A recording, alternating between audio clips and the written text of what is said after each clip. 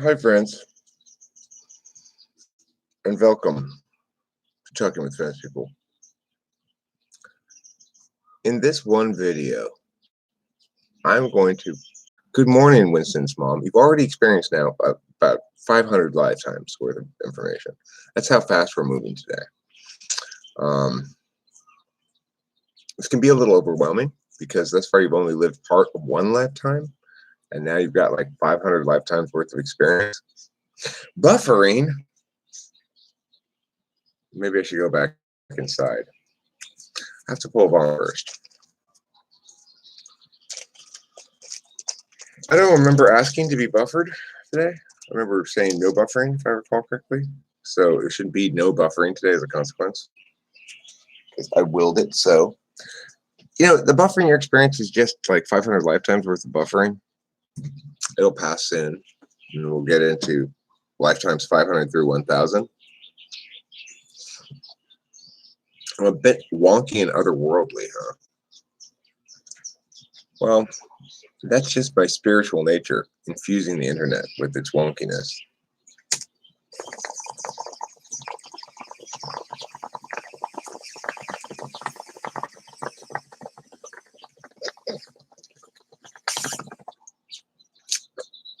It tickles a little, yeah. Tickles my undercarriage. It caresses my manhood, you might say.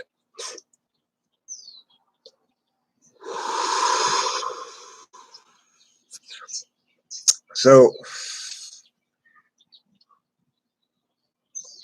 the thing to note here is I woke up feeling mad at people, as I sometimes do.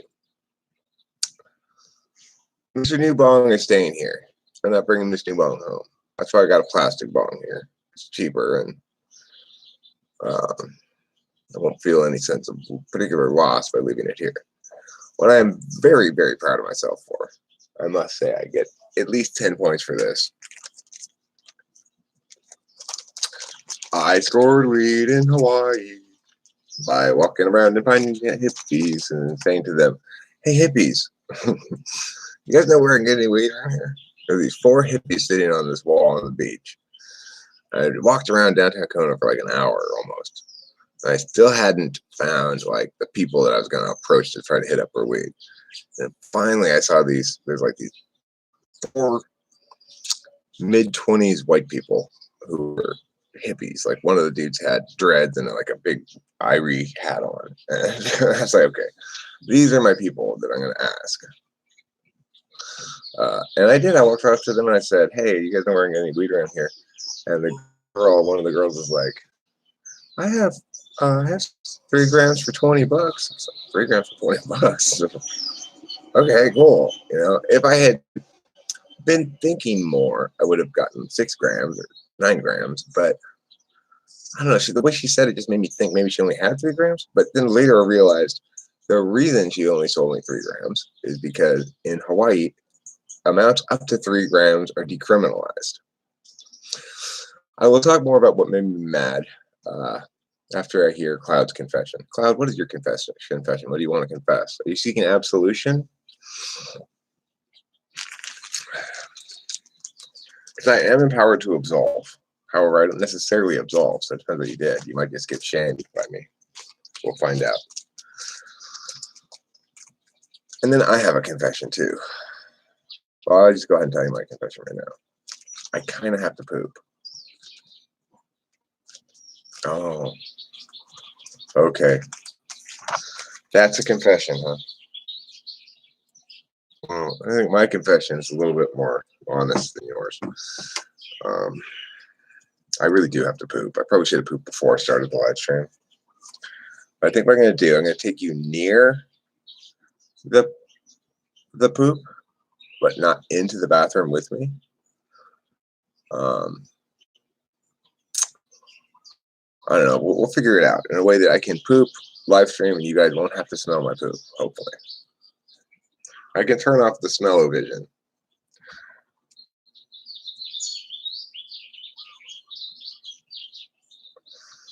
Three grams is about a gram more than this. We smoked about a gram of it, probably. So this is 2/3 of 3 grams. It's an eighth, basically. An eighth is 3.5 grams. Now, I don't know what I'd pay for this in LA, but $20 for 3 grams is cheap for sure. That's I ended up giving her $25 because I wanted to convey to her that I was very much appreciative of the fact that I was able to get weed, you know. Well, I don't blame you for it being important to you, Cloud. I think it's important to a lot of people that they get the right type. I've talked to a lot of people who've been typed wrong by somebody and come in and I talk it out with them, and they feel very satisfied and appreciative of the fact that at the end of the conversation they feel resolved on the matter. For a lot of people, it is very important that they get the right type. I respect that. I absolutely do. It's not that I don't care. It's that, Cloud, you've got a certain trolliness quality to you that makes me take everything with a grain of salt, and that's okay. It doesn't mean I don't believe you or think you're lying or whatever. It just means you like to kick the anthill, you know. So whether or not you're just kicking the anthill or whether you're serious right now is kind of up in the air. We'll find out, you know.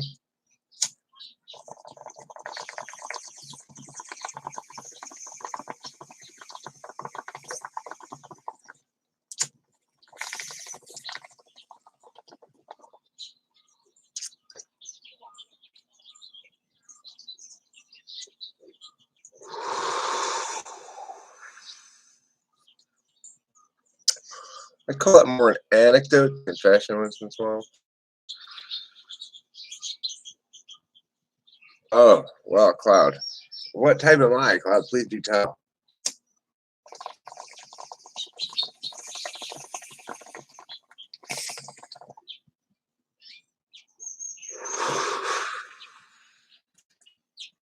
I always think it's interesting when people say I'm not an EHP.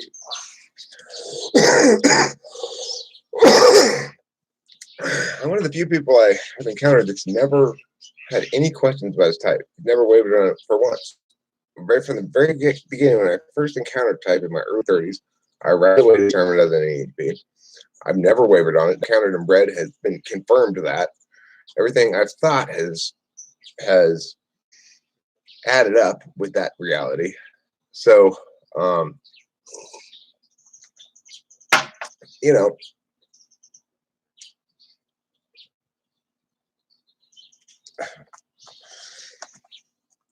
okay. So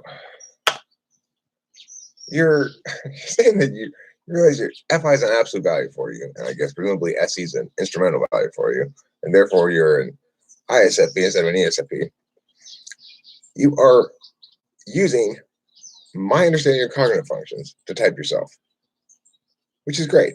That's a good approach to use. But that you would then concurrently doubt my type makes you seem insane. You know, I mean, it's just nutty. Why would I be wrong about my own type if the very framework you're using to evaluate type is mine? Yeah, when you're saying that you're evaluating them as a distinction between absolute values and instrumental values, that's my idea. That's my system. That's not anybody else's. So you're wrong about that. It doesn't matter how many sources you have for learning. When you're talking about absolute and instrumental values, that's my idea. Okay, you did pick up nuggets from everywhere, but the example I asked you for an example of why it is you believe you're this type, and the justification you gave me based on my understanding of things. You didn't insult my second slot SI. I don't have second slot SI. What type do you think I am, an ESFJ or an ESTJ? I mean, the point is, Cloud, if you're using my framework to evaluate your own type, why would you presume that I'm not able to use it to evaluate mine?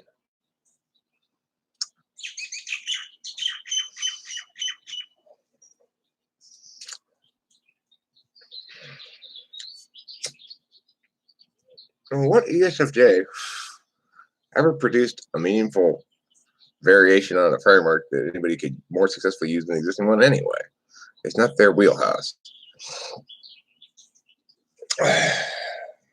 Everything in life must align to how I value things. I mean, from the very beginning, Chase McDude, I've doubted his ESFP. His argumentation's a little too.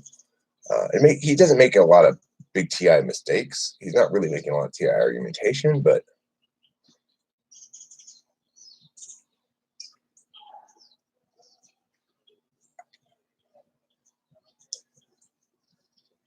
I mean, that is an important distinction.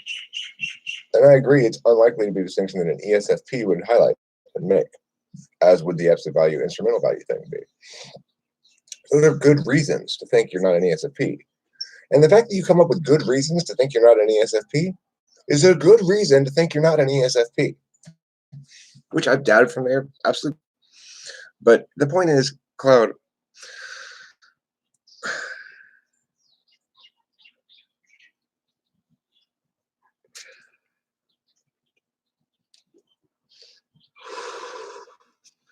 stake and make and defend one claim at a time, right?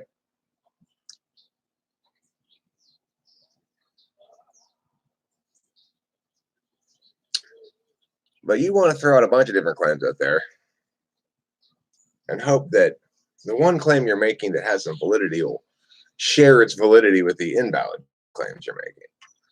And it doesn't work like that, Cloud. Sorry. One claim at a time, please.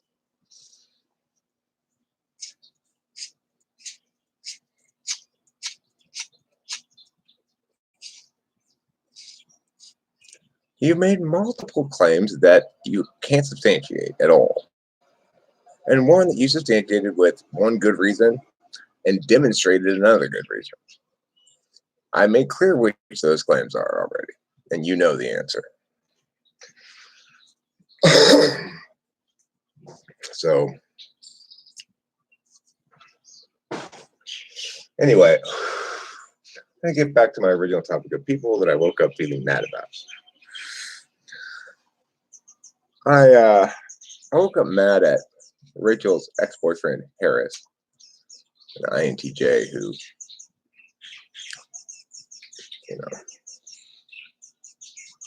was just an asswipe, in a lot of different ways. The thing that I don't have any problem with you, Cloud. I don't have any problem with you at all.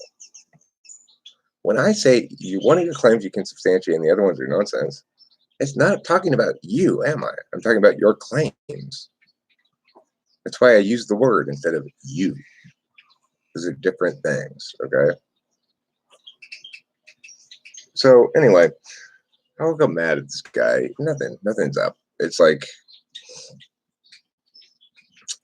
I just wake up mad some days. What I wake up mad about, and what I end up thinking about a lot when I'm mad is the people I'm mad about. I'm consistently mad about at them because, or I think that they ought to be attacked on grounds that they're cowards, that they lack the courage to be. They lack the courage to speak the truth. They lack the courage to defend the truth. They lack the courage to stand there and battle their position. They snipe from the shadows. They avoid the truth. They avoid confrontation. They avoid showdowns that resolve things. I ate quite a bit of food before bed. I ate a shit ton of Mexican food before bed. Like, I had this huge chimichanga. I ate all the whole thing. I was so hungry.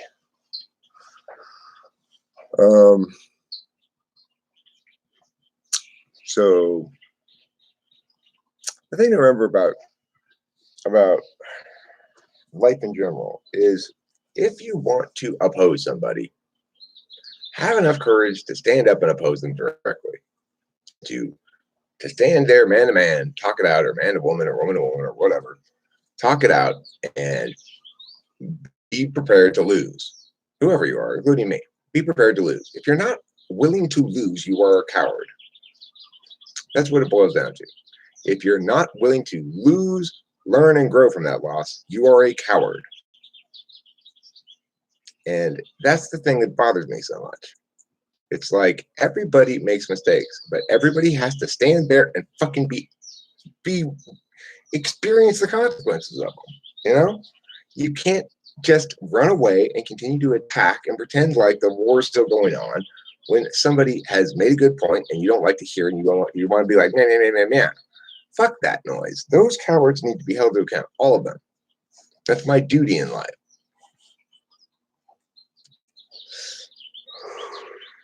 It's like Trump. What's my biggest problem with the man?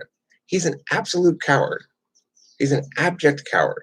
It's like he's too afraid to deal with the truth as it is. So he just spins everything how he wants to be, and yes at any actual engagement rhetorically on the issue.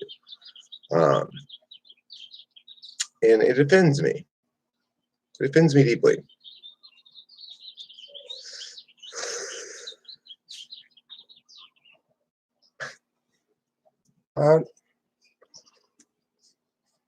You know that I don't police you on FE stuff, right? I police you on TI stuff. It's funny that you can't distinguish between the two.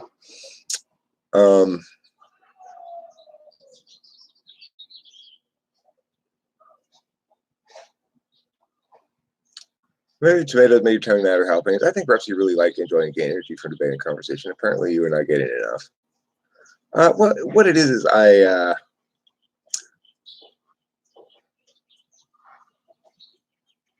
how is that FE policing you?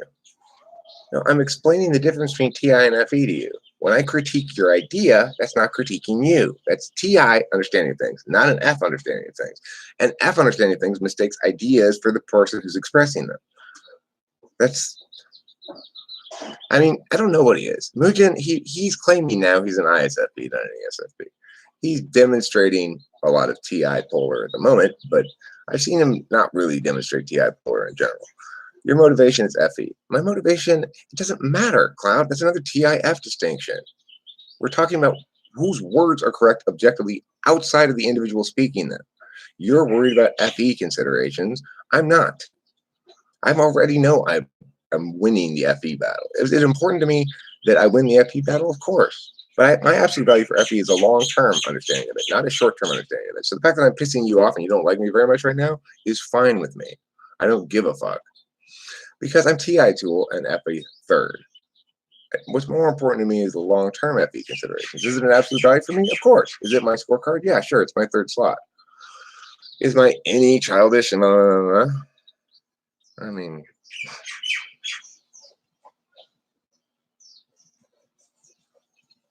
I don't know. Who, me? I need to fuck off with telling people what their cognition is? I mean, I tell people what their cognition is sometimes. But as far as Cloud trying to provoke me, he's not actually trying to tell me what my cognition is, Mugen. He's trying to kick the anthill and provoke some sort of response to me, which he's successfully doing. And of course, he's making absurd claims. I'd be more shy if I were an ATP. Why? According to whom? Where has it said that? And it's like, why would anyone conclude that based on the function stack of ATP? What you're saying makes no sense. It's just silly. Okay, but you're not debating though. If this is what I'm saying, one claim at a time. If you actually wanted to debate me, you'd argue out a single claim until its conclusion. Instead, you just throw out new random claims and justifications. You're not interested in resolving the status of any given claim or justification. So that's why it's not true that you want to debate me. You just want to provoke me. And the thing is, you're not really provoking me. You're giving me interesting things to talk about, which is fine. This is good.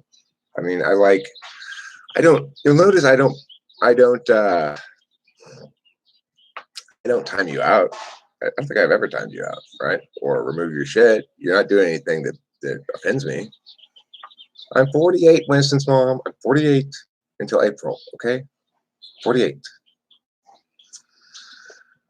God. You want to know what offends me, Cloud? Being told I'm 49 years old when I'm 48. That offends me a great deal. Don't offend me, Cloud. I think you're pretty funny. I like you. Yeah, I'm an FE user, of course, and I've been working for a long time on improving my FE. It's like I want to come across as both competent and warm, like everybody does. My birthday is April 27th.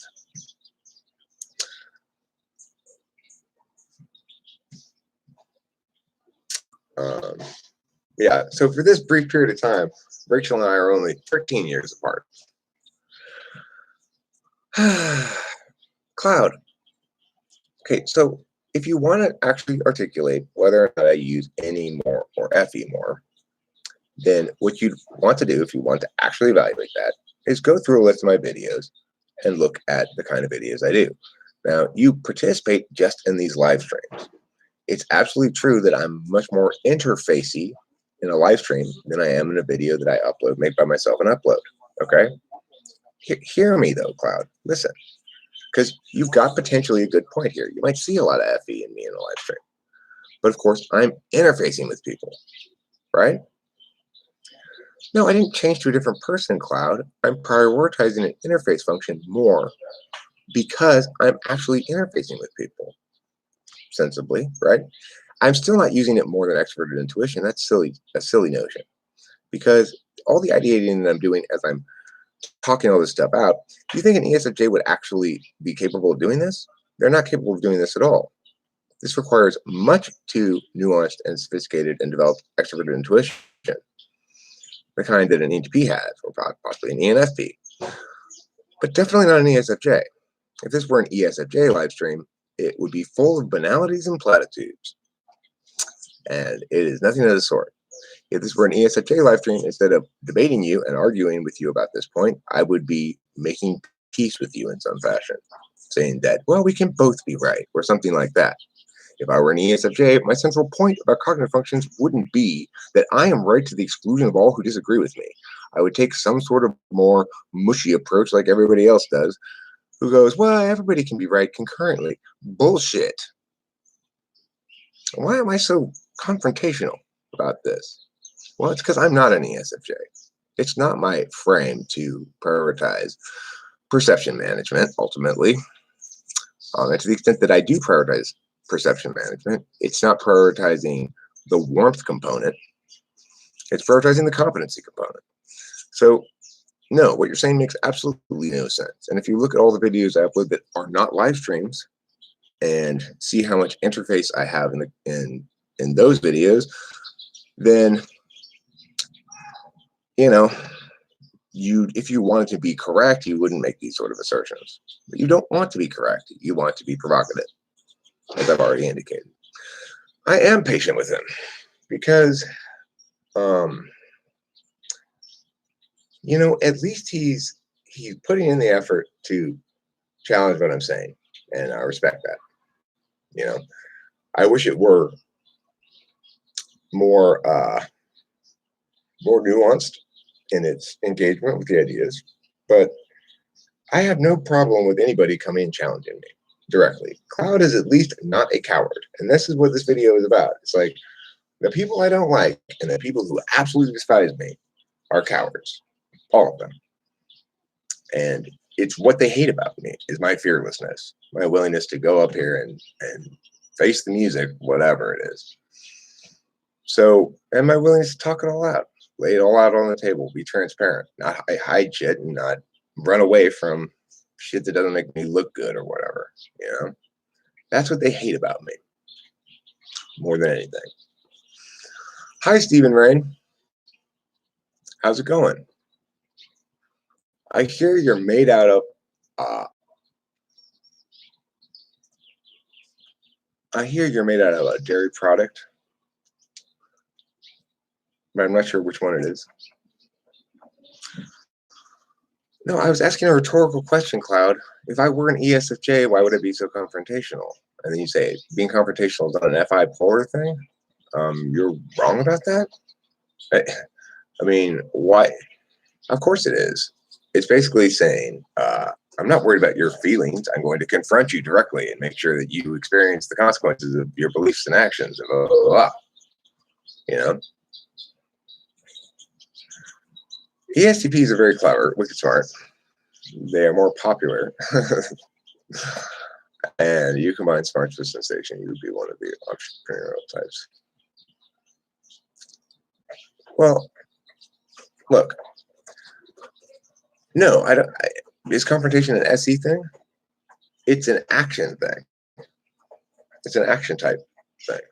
So Um, it's generally the case that your ENFPs, ENTPs, ESTPs, ESFPs are all not afraid to confront people. It's not always the case because Enneagram has something to do with it, but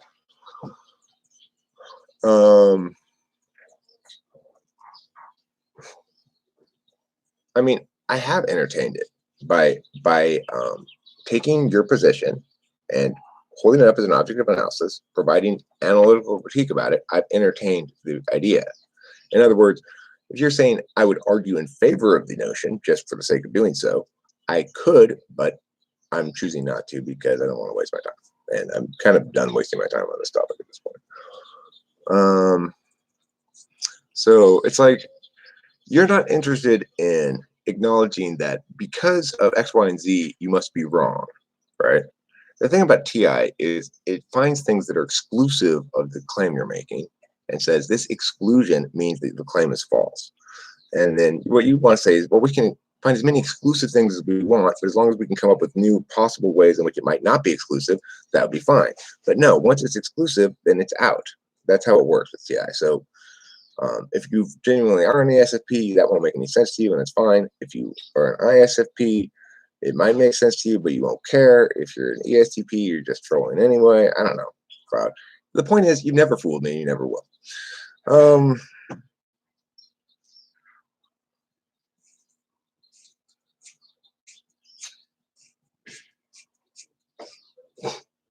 You're just doing the same thing, Cloud. Stop proving me right. How does one tell what Enneagram number 1 is? I've been reading about it for some time, but I don't seem to get any wiser about it. Perhaps it's difficult to talk about 5th, 6th, and SI 8th. So, INFJ, it should be pretty straightforward. I always say there's a three question test for it. Cloud, you're right. Maybe an ESFJ would get upset, but I'm not upset. You're wrong about that, and you're just grasping at straws now. Because I disagree with you doesn't mean I'm upset. It means you're wrong. Usually, almost always. In this case, for sure. And it's okay. It's okay for you to be wrong, but because you haven't done anything with the points that I've already proved wrong, in other words, you haven't done any work with the knowledge you should have gained from this, I can conclude you're not actually interested in engaging with that topic.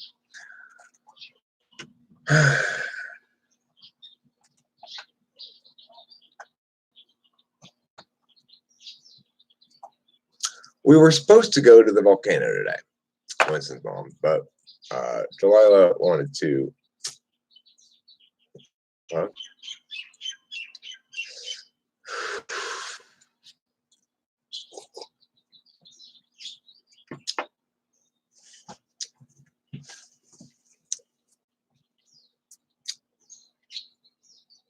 So we don't really have any plans concurrently as for what we're going to do. We were going to go to the volcano. Delilah said, I don't want to go. We don't want to go. I'm like, whatever. You call my dad and tell him that you guys we're not going to go. And she said, fine. So she did call and she did inform him thusly. And he says he's going to be over here around 10. It's currently 8:30 Hawaii time.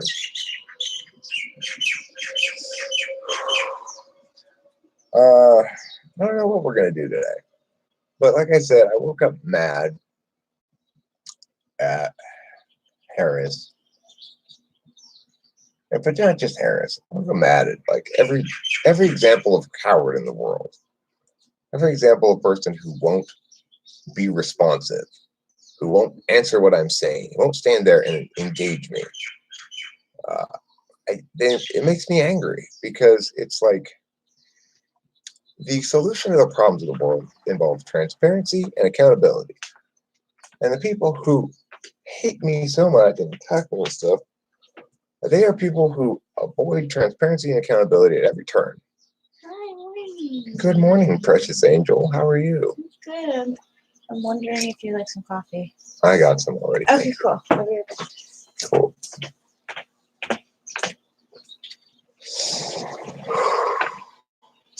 And it comes to untrue conclusions all the time.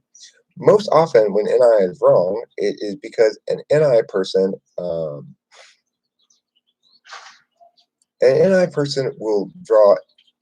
figure out what's the determinant in a system, but not all systems have something that's determinant.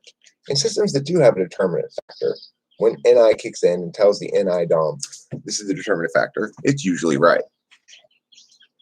In systems that don't have a determinant factor, NI DOMs will still have their NI kick in and find a determinant factor, in which case it'll be wrong every time. So it's a matter of the kind of system about which people are attending, or towards which people are attending, I guess. I'm ENFP and I'm really afraid of the world. I think I have mean world syndrome. Well, you know, if you've got FI high up in the mix there, then it's like everything matters a lot more, you know. As an ENFP, for example, what you say is part of you. As an ENTP, what I say is not part of me. So if you disagree with what I say or think what I say is stupid, that's fine. I don't view it as an attack on me. It doesn't hurt my feelings. I'll probably just disagree with you. I'll probably argue with you, but I don't expect to actually convince you, and I don't care if I do. I just care to win the argument. If I don't win the argument, then I'm wrong, and I'll change my position. So, you know, if you're an ENFP and somebody says you're wrong and that idea is dumb, to you it feels like they're saying you personally are a wrong person and you personally are a dumb person. And so that makes everything very weighty.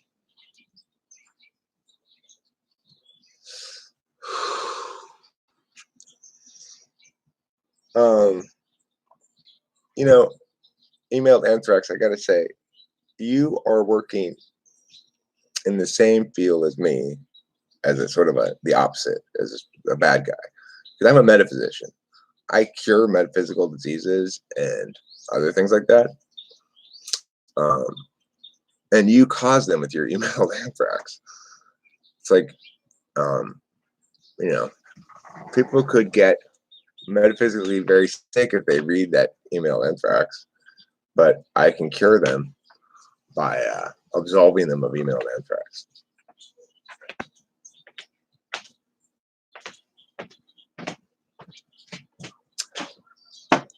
So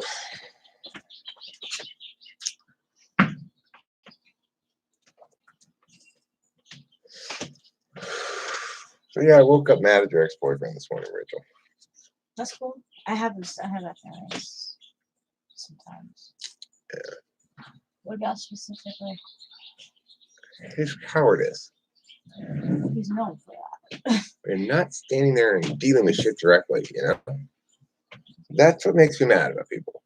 It's like you stand there and you fucking take your lumps, bitch. Right. You know? See, the thing is that there's like such a contrast in like his actions and his words, because like he says he's all about like doing stuff and so manly, right? It's manly to be like a certain way, but then he won't like address people. Like, it's like, what are you avoiding? Who cares? No one cares that much. I Found Bacon says, is your knowledge a part of you in the sense that you are pursuing long-term competence and your acquired understanding of things progresses that? That sounds like a very FI understanding of acquiring knowledge. It's like I see what I've acquired as a process skill kind of a thing. Like that as people say things, I'll have the answers. I don't see it as the answers as part of me. It's just the process, the skill of executing the process is part of me, but no specific words that might emerge from that process are part of me. So I think when you think of it as acquiring an understanding of things, well, okay, it's like you might say the idea of analyzing human behavior through cognitive functions is such a part of me that if somebody were to successfully negate that, it would be a successful attack on my ontology. But it's like I'm too aware of the fact that it's impossible to successfully negate it because I've made the case too carefully. It's really not possible. It's like I'm aware of all the different angles of attack and angles of negation, and which ones will withstand scrutiny and which ones won't, and how much negation they'll potentially wreak, so to speak. It would have to be something really new and revolutionary to upend this apple cart. Hi, Delilah. You waiting to talk to me? Yeah, are we going to be then? I think so. Okay, number 2, do you want to make breakfast then? Go for it. Or Yeah. will you guys eat breakfast? Absolutely. She will. Yes. I'll probably have a bite or two. I'm not super breakfasty, but Okay, really? Oh, thank you.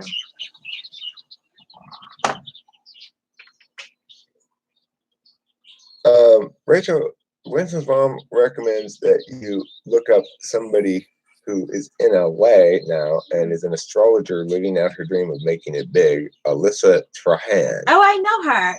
I've shown you her. Oh, you have? Yeah, she's the one that we had the video about Twin Flames and Soulmates. Oh. She was an ENTP.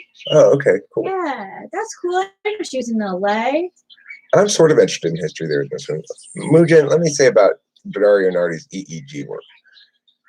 It seems conceivable that one could potentially gain useful information with EEGs about attentional manners. But in order to do so, it would seem to me they'd need to strap it on you and gather data for about a full day at least, at which point they'd be able to see quantity of time attended by a various modality, which is the only way you can meaningfully determine type or function stack from EEGs, if in fact the attentional manners are distinct on the EEGs. Nardi says they are, but it's like the problem is, if he wanted to really validate those, he'd need to come across a metaphysical model that actually provides them a falsification method, which mine does. In other words, there's no hypothesis that he's testing.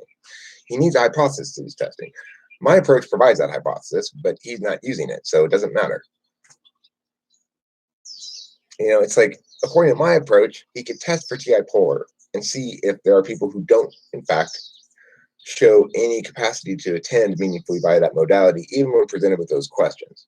But he's not testing like that, so it's not meaningful. In fact, I've even approached him and told him one time, look, here's the thing you need, but he doesn't want to hear that. That's way too much of a challenge to him as an FI user. So that's what I think about it. He's like, I know exactly what to do with that thing. I know how to make it meaningful, but there's no way for me to communicate that to him.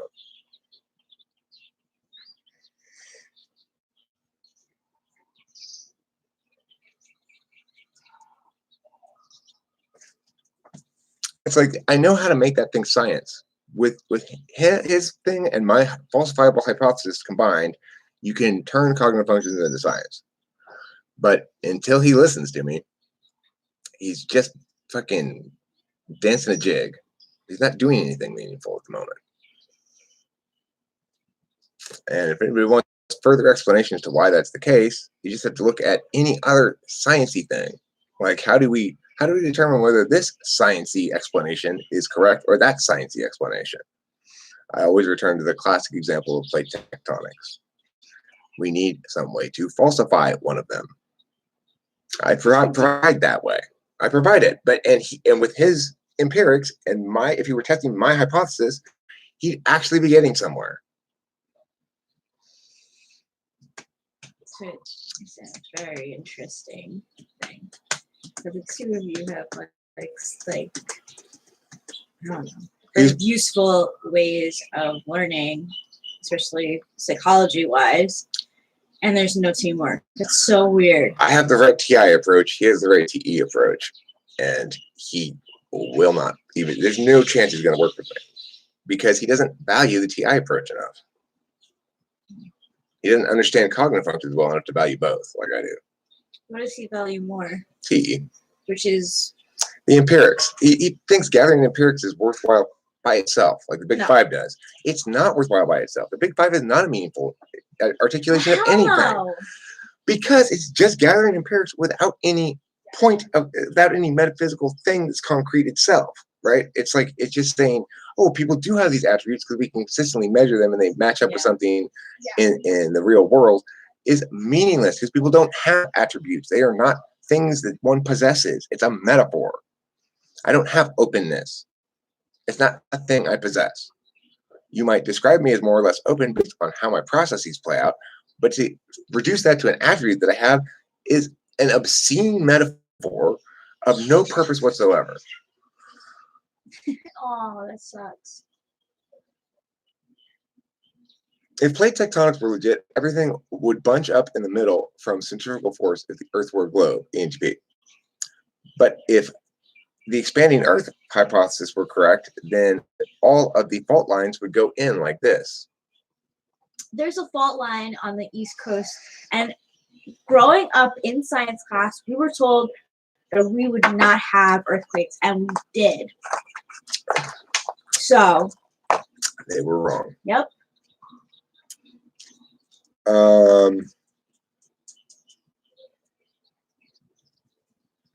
He probably does believe that, I found Bacon.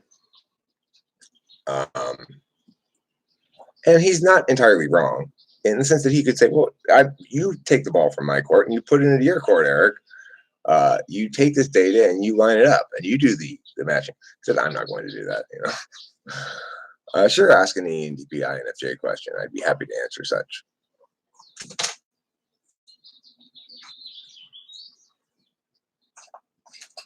I love secrets. Oh, horror upon horror.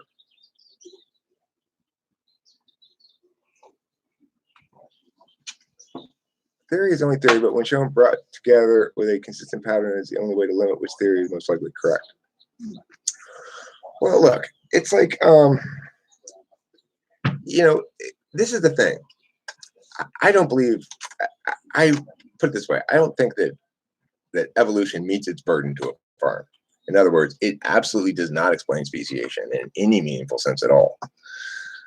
People freak out when I tell them that. It's like, you can't possibly negate evolution, except if you look at every other fucking scientific theory in history, it's provided falsification mechanisms, and those falsification mechanisms have either verified or falsified the thing. Evolution, all of the verification methods, all the falsification methods it provided originally have falsified it. None of them have supported it. And yet people still believe in it, even though nobody can explain how it actually ridiculous. It's like this is a failure of people applying disinterested calculus to something. That's all it is. When people affirm evolution, they are failing to apply a disinterested calculus that they apply to every other scientific theory to evolution for some reason. Why? Nobody knows. Just because genetics are real, and you can show that there's adaptation on you know, to variations within the, does not mean that counts for speciation. It absolutely does not. And it's like the fact that chihuahuas can still breed with wolves proves pretty definitively that that no matter how much you push adaptability within the genome, it doesn't account for speciation. And everybody's justifying everything with these evolutionary explanations that are complete bullshit. All of them. It's like I heard Jordan Peterson explain why people are more likely to buy shit from advertisements with the color red in it on the grounds that back when we were hunter-gatherers, we needed to spot ripe fruit. You've got to be fucking kidding me. I mean, we needed to spot food possibly, but there's no reason to think that food more often is red than anything else, right? In fact, there's lots of reasons to think that food is very rarely red. It's like, what, hunter-gatherers eat nothing but apples and cherries?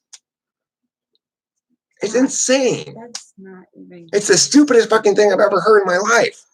And lots of people believe shit like that.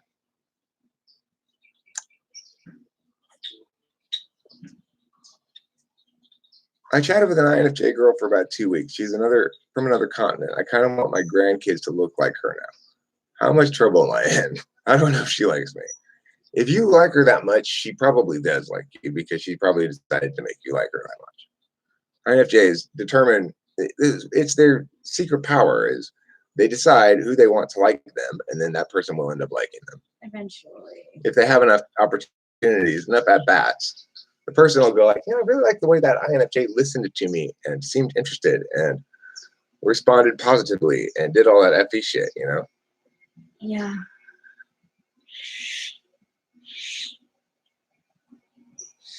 Jordan Peterson's out of rehab. Good for him. 12 rules for life. Avoid rehab. That's my first. I just read a book called 12 Rules. Eric's 12 Rules for Life. Number 1, avoid rehab. I've never been to rehab. People think I'm the. It's like so hilarious, right? Because I smoke pot on camera. I'm the one with a drug problem, and Jordan Peterson's the one in fucking rehab. Now, I honestly really do. I am curious about the conscientiousness part of that. Yeah, where's your conscientiousness, Jordan Peterson? Why don't you fucking clean your room? Right? And then you probably wouldn't be, because if you have high conscientiousness, you will not be in trouble. Right. So stupid. I mean, I always find those kind of tests fun, right? Because, it's a quiz. The thing is, you don't hear me telling people how to be, right? How to live, how to be, Right. what's important, all for you. I'm not here trying to lead the populace to the being more like Eric, which is what Jordan Peterson's trying to do, right? Sure. So I find it absolutely hilarious that he's in rehab. Pretty ironic. So fucking karmically appropriate. For everybody who thinks I have a drug problem and who thinks I should be more like Jordan Peterson, ha ha ha ha ha.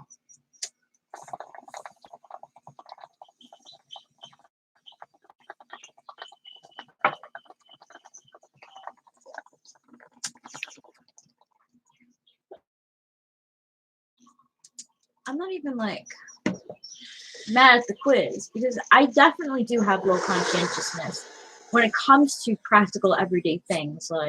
I do lose a lot of stuff and I do break a lot of things, and I am not really having everyone's best interest in mind when I'm doing things all the time. That's low conscientiousness for sure. But when you go into the explanation as to what that's about, having it so black and white, as in high conscientiousness good, low conscientiousness bad, that's not fun anymore. That's not explaining personality. Well, it's not. Additionally, it's making normative that which is non-normative. So there's no better. It's not like my cognitive function stack is better than Rachel's cognitive function stack, or vice versa. He's trying to tell us that TE is better than other functions. And that's what's wrong with the Big Five. It's normative, fundamentally. Consciousness is good. Well, TE shit. Fuck TE. It's not good. It's just TE. I don't think it's bad either, but don't impose it on me as a universal good,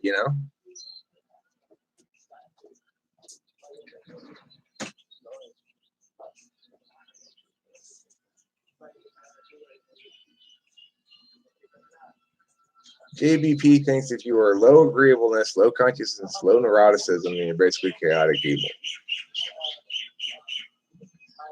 Right. All the standardization and protocolization of science has pushed the NTPs out of sciences.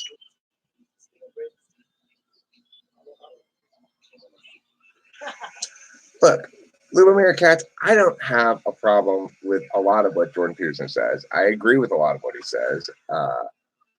Politically, he and I are mostly on the same page. I think there's nothing wrong with his message compared to most messages. But, he'd be so much more powerful if he learned from somebody like me. He just would, because he needs that TI aspect to come into play and really check his ass. It's like people don't want to be checked. That's the problem. They don't present themselves in ways where they can be checked adequately. I'm very checkable. Anybody in here can try to check my ass, just as Cloud did. Came in here and tried to check my ass. I didn't ban him. I didn't remove his comments. I didn't ignore him. I addressed him. I addressed what he said. He was wrong. He made no progress, but he tried to check my ass. I want people to try to check my ass. It keeps me in line. It keeps everybody in line. Everybody needs to be checked.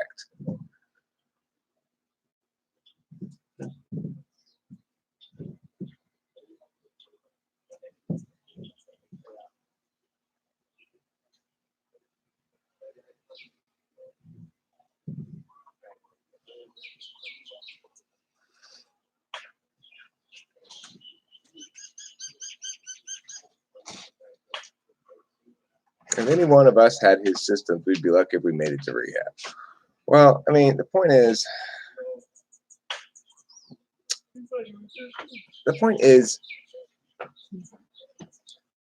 I would hope my central message to everybody is one of that what's normative for you is specific to your stack and your life.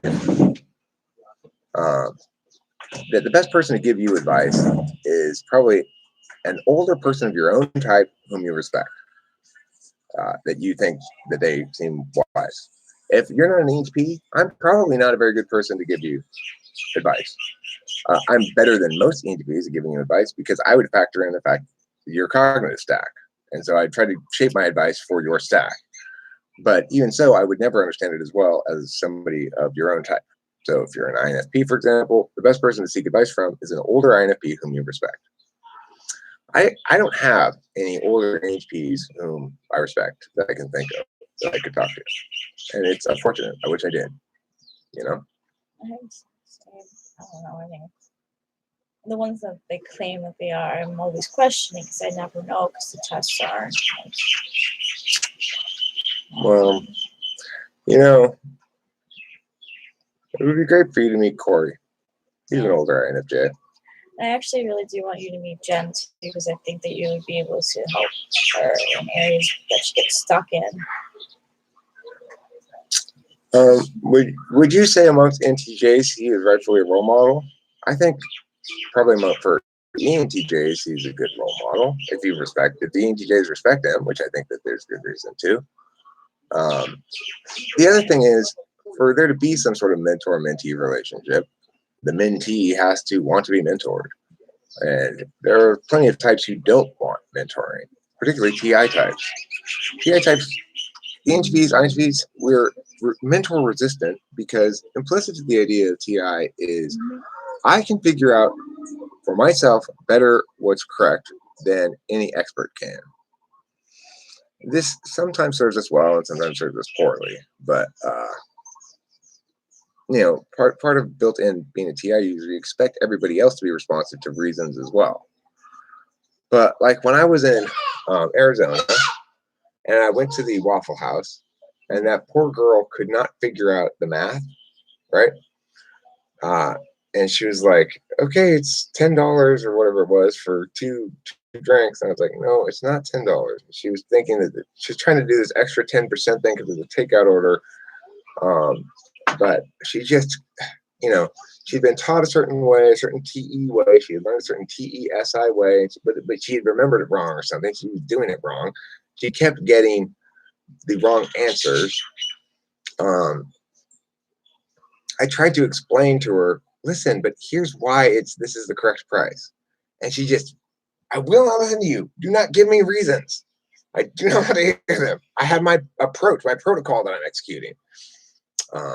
She wouldn't listen to me at all. But she eventually called the supervisor, and that expert told her she was doing it wrong. And in fact, the expert told her the same thing I had been telling her for quite some time then, which is the correct price is whatever it was, I don't know, $5.60 or something. So there are people in the world who just don't want to hear any reasons. They don't want to evaluate questions on their own. They want that to be delegated to the expert or the superior in the job or whatever. Does the mentor necessarily have to be older than the mentee in order to consider their respective or gain some sort of useful insight? I mean, no. For example, I sought mentorship of a sort from Jeremy, who's an INTJ, but this is a different sort of way of getting mentoring, I guess. I needed information specifically about mixing and producing music. And I respected his ability in that area. And so I asked him specifically, what advice does he have for me about how to EQ and how to master and how to mix stuff? And he gave me very good information, which I used to improve my music ever since. Now that's a somewhat different kind of seeking of mentoring, because I'm looking for information about so specific a skill set, you know. And if you're looking for that, then it's a different kind of thing. Then you got to find somebody who you think you respect their skills in that specific area. That's not life advice, though. That's like skills development. As a debate coach working with children, do you have uncomfortable moments with FI? No, I had a great relationship with my FI as a debate coach. I still do, which is winning makes me feel good, losing makes me feel bad. And that's how it should be. It's very just, you know. And injustice makes me feel bad too. Like sometimes my kids lose when they shouldn't lose, and that sucks. But sometimes they win when they shouldn't win, and that doesn't really feel great either. So TIs are combative to a point of insisting their arguments, while NE or NI is more forgiving. I'm an INTJ, and almost everyone in my family has hero TI. Which by hero TI, do you mean TI dominant? It's true that for me as an NE dom, my TI is an instrumental value. So ultimately, I'm going to more prioritize social harmony, probably, and creativity over logical consistency. But it really depends on what we're talking about. So if you're talking about something that's square in the TI wheelhouse, then I'm going to use my TI tool function to argue it out. The thing is, one way that I can distinguish between, say, ENTPs and INTPs is the chicken question. If I ask the chicken question is, there's this chicken in England. This is a true story, by the way, that was a chicken until it got one of its ovaries damaged. And then it became a rooster, which is to say, it grew the feathers of a rooster, grew a little bit bigger. It started cock-a-doodle-looing like a rooster. It started acting like a rooster. And in fact, it was the only rooster for the flock, and all the rest of the hens treated it like the rooster. It would squawk like a warning if I saw a hawk in the sky, and they'd all scurry off to the shadows. And, you know, in every way, shape, and form, was it a rooster meaningfully? Now, I ask you the question, was this actually a chicken or actually a rooster? An ENTP or an ESTP will give you an answer and be prepared to argue it one way or the other. INTP will say it's both, or they'll say like, well, it's a rooster in this frame and it's a chicken in this frame. And the reason is because the TI tool users understand that reality as well, that it's a chicken in this frame and it's a rooster in this frame. But TI tool function assumes that you're here to argue it. So take a position and get ready to go. That's true for ESTP or ENTP. Oh, you're asking me which position do I want to take? Okay, I'll take one of those two positions because obviously you want to argue this thing. So let's go. Whereas INTP and ISTP are more likely to go, here's the problem with the question, especially INTP. I have to poo. Rachel, can you man the helm while I poo? Thank you.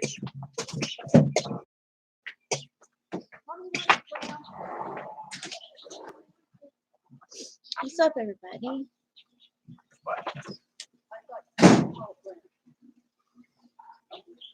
Hey, Brown Dog speaking.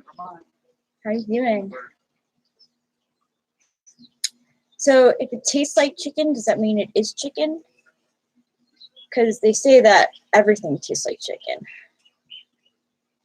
You learn a lot of useful things from sensors, especially the ESTPs, but they are not going to go abstract or appreciate until they respect you or ability to be rational. I agree with that mostly. We can learn stuff from each other. Like, so my mom is an ESTJ, and right now, actually, it's funny that I'm talking about this because I'm realizing I'm in a house of intuitives right now. And the skills that my sensor mom taught me are now coming into play and are very useful, actually, because I wouldn't have those skills if she didn't teach me. Hey, Zandy.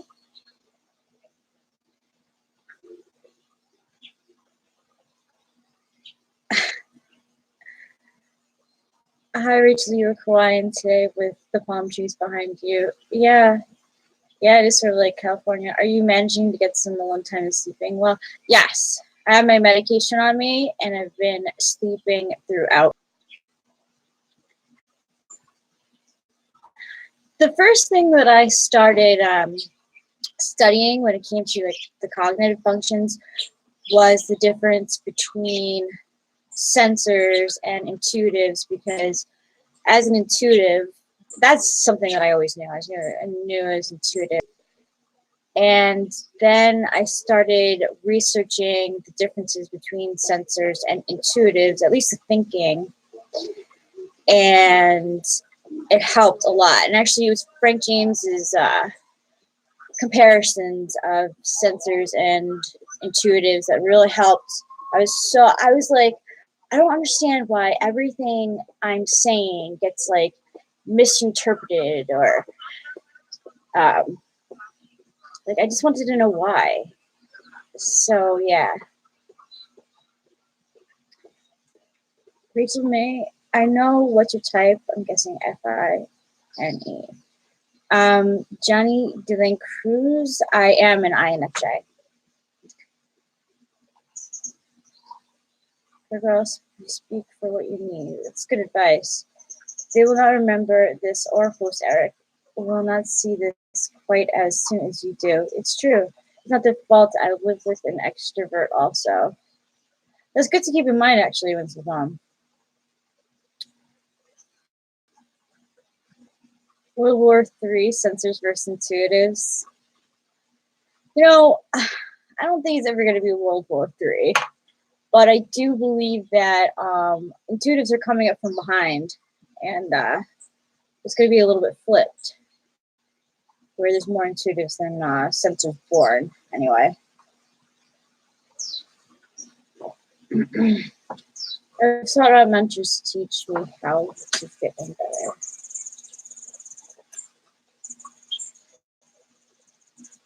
Nice, Johnny Delaney Cruz. Raise the chickens. When you say like release the chickens, it reminds me of this like cartoon, I think Wallace and Gromit. And they had something to do with chickens. Yeah, Winston's mom. It is frustrating. You know, it's interesting though, because now that I'm thinking about it, my house in Franklin Square is actually mostly intuitives. My sister and my mom are the sensors, and my brother, me, and my dad are intuitives. But I found it like a lot of work and stuff, and just in social life, like I don't know, just words passing by each other's ears. It just didn't compute. So, emailed Anthrax. So, if you are INFJ, do you have empathetic ability? I do. I consider myself sensitive.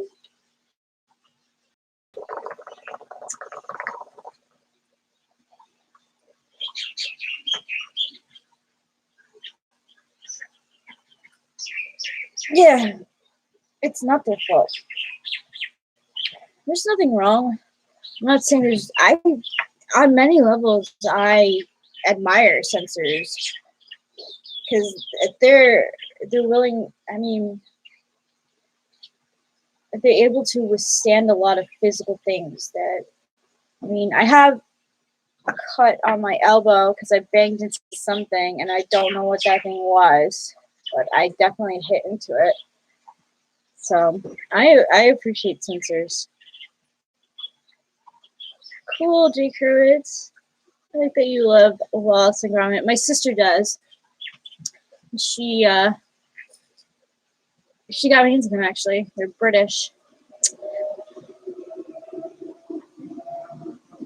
Elijah XR. Winston's mom, I agree. My lifelong friend of 11 years is ESTP, and I find his cognitive abilities astounding, yet he tends to God. I wish I had more of a here and now perspective. I find myself with food, I have to like sit there and actually think about it.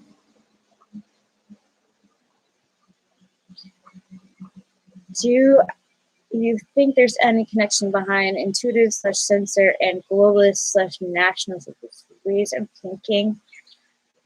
Not really. Or whatever. Sorry. I just name scrolled up.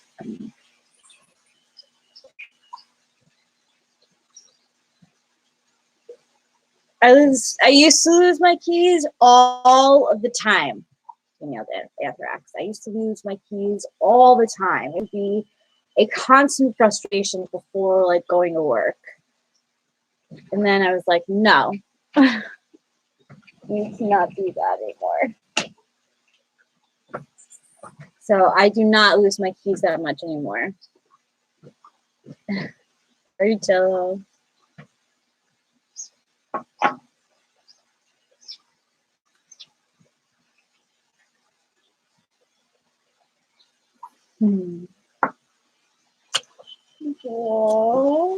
Chase McDude, thank you, darling. Chase McDude, you need to say, to be polite, you need to say, God bless you for your sneezes. That's the full expression. Okay, bless you is shortened from that, but really you should say the full expression. What? If somebody sneezes, you say, God bless you for your sneezes. Aww. God bless you for your sneezes. I mean, the thing is, I don't really. There are people who make good minions, but there are some people who don't make good minion havers, like me. I'm not a good minion haver. Like, I get kicked off. I don't like the responsibility. It's okay, emailed Anthrax. Maybe she's an SFJ. She likes to tell you where your keys are.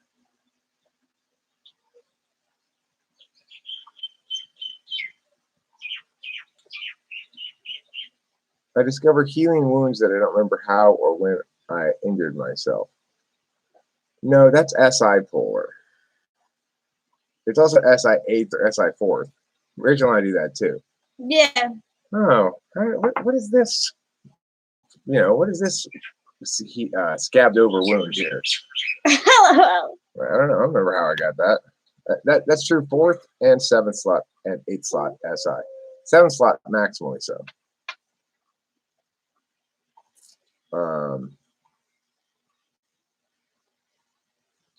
Yeah, Zandy as an ENFJ, he's gonna maximally have that experience. She's gonna be like, "Hey, how did my arm get broken? I don't remember breaking my arm." It's so funny. You find bruises on me. Yeah, I do. I appreciate that though. And yeah, where does black hamburger ribs come from exactly? ENTJs and ENFJs, it's like they're skiing, they break their ankle or whatever. They're like, ah, shit. And they sit there on the side and they smoke a cigarette and they wait for the guy to come get them down. Other people are like, ah, screaming in agony, you know? Yeah. So yeah, that's bipolar. Like the classic example is this ENTJ woman I typed once who told me the story of how she learned that she was injured in a volleyball game when she realized her opponents kept hitting it to one side of her. LOL. And that's how she learned that she was favoring one leg.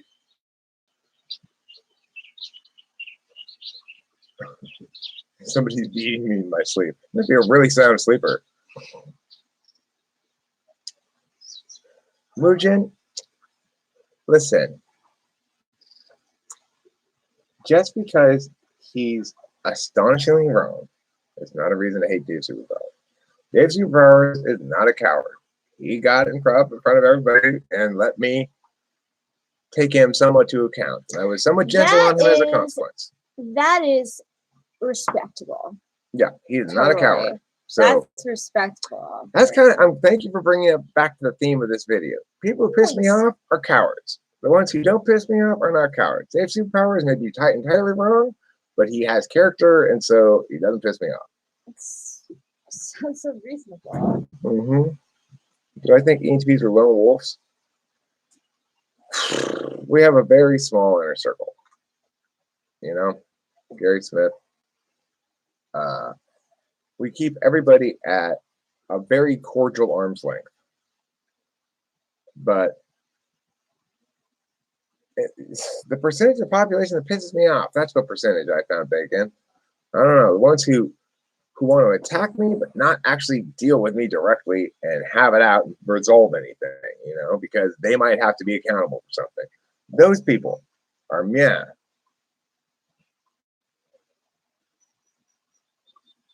I didn't even really lay into it, but I just sort of demonstrated that he has SI polar. He's an ENTJ. I demonstrated he has SI polar. I was like, see, like, for example, I will not be able to answer this question. And he wasn't able to do it. And it was just like, I didn't hammer him at all. And people got on me for not hammering him more, but I made my point, I did. And if I had hammered the INFJ, I'll go, no, you were right to stop where you did, because it would have been bad if he. No, the minority of people are cowards, in my experience. It's a fairly small number of people. It's just that I start to accumulate them. And the more cowardly someone is, the more persistent they are in their spite, That's a good point.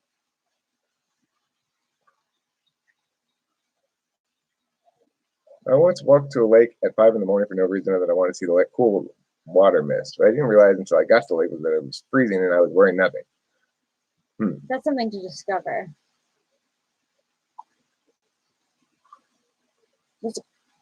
So it was cold. Where was that? It was an icy pond in the center of Cold Lake. Oh no. I'm out of cigarettes. I continue to be out of cigarettes no matter how many times I look in this box. It does not change. When did that occur? Like, when did that start? Like about 30 minutes ago when I had my last cigarette. So I guess I'm going to have to wrap this up because I need to go get more cigarettes. It's been a good live stream. I think it's a good time to wrap it up. Yeah. So thank you all for being here. And I want to remind you again, for those who have forgotten and from past reminders, please do not forget to eat plenty of cheese.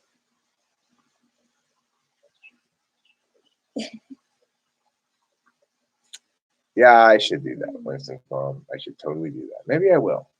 Thank you, Zandy. We will. You enjoy your day as well in beautiful Fresno, California. I think Zandy's from Fresno.